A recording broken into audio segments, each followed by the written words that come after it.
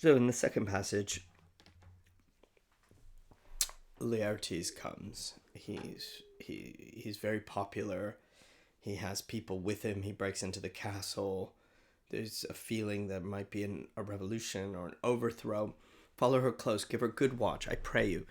Oh, this is the poison of deep grief. It springs all from her father's death. Oh, Gertrude, Gertrude, when sorrows come, they come not single spies, but in battalions. Not sorrow, not spies, very revealing language, but battalions. This is a mess. Our life is a mess. First, her father slain. Next, your son gone. He's faker. And he, most violent author of his own just remove.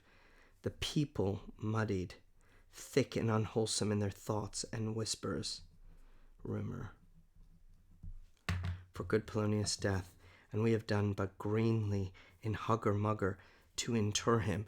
Poor Ophelia, divided from him.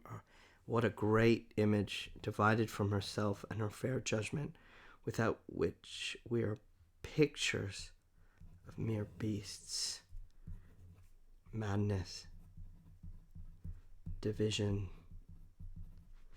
self, and judgment.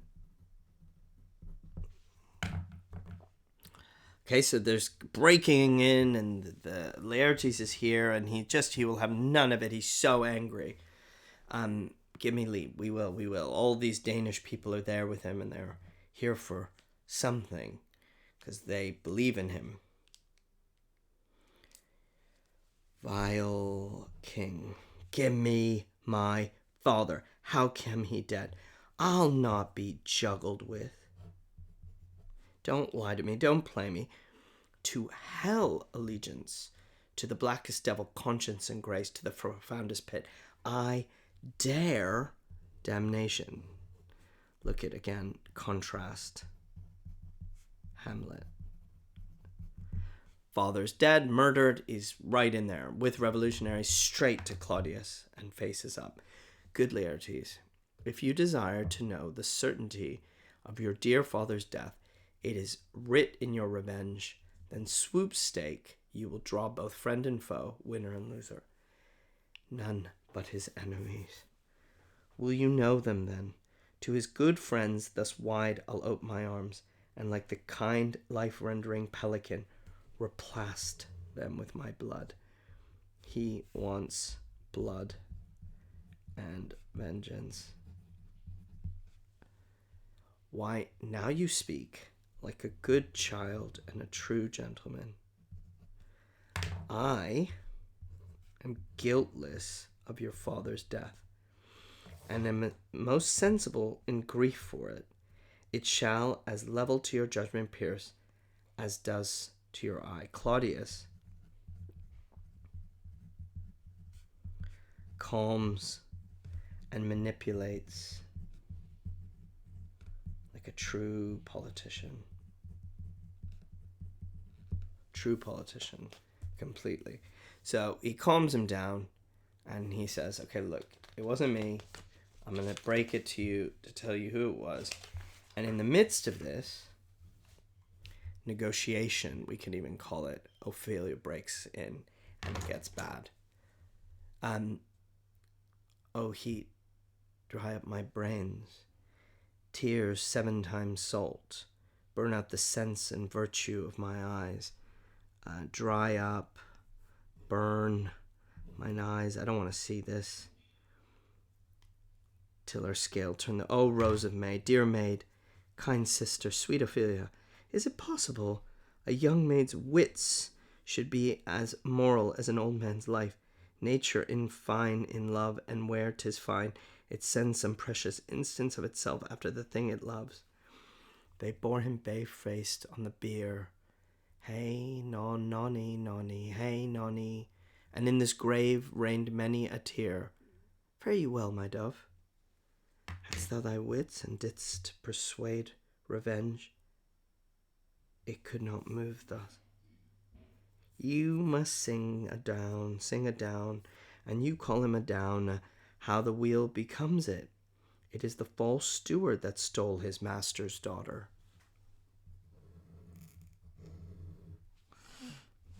Is it my imagination, or is it becoming more fragmented? This nothing's more than matter. There's rosemary. She's got all these flowers, or sometimes imaginary flowers. That's for remembrance. Pray, love, remember.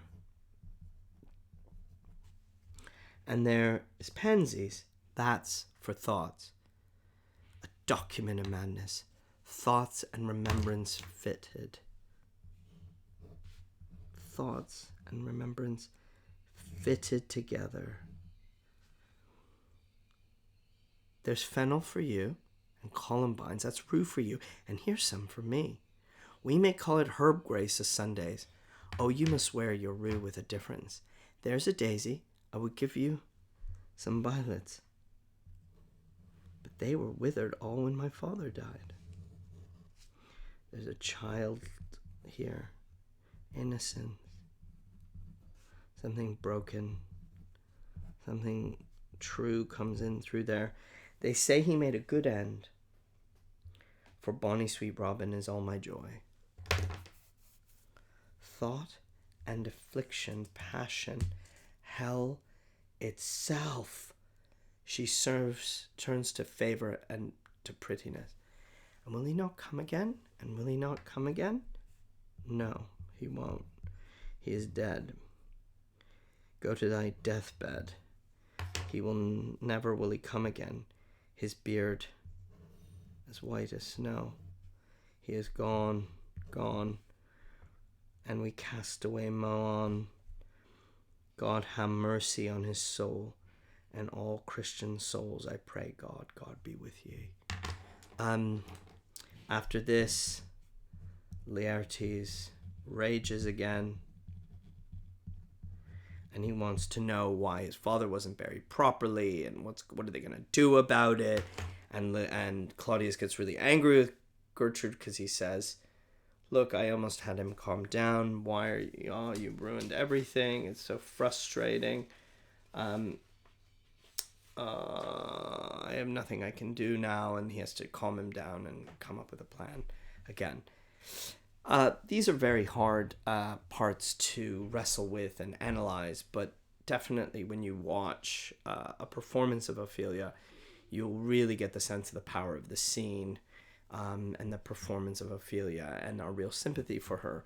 And for modern viewers and readers alike, it is worth thinking about the parallel sympathies we have, how much time and energy we give to sympathizing with Ophelia, compared with this tragedy, which is called Hamlet's tragedy.